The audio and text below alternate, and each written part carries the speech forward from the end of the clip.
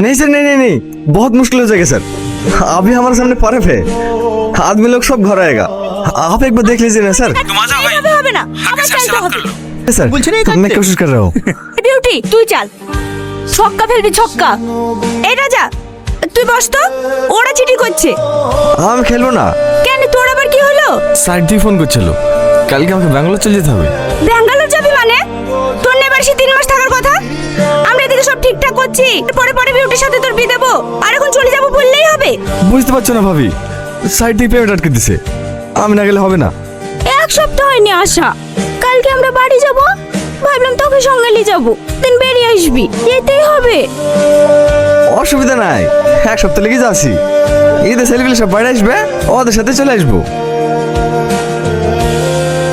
আবার কি ফোন করছে? হ্যাঁ মামা বলো। স্যার ফোন করেছিল? হ্যাঁ স্যার সাথে কথা হইলো।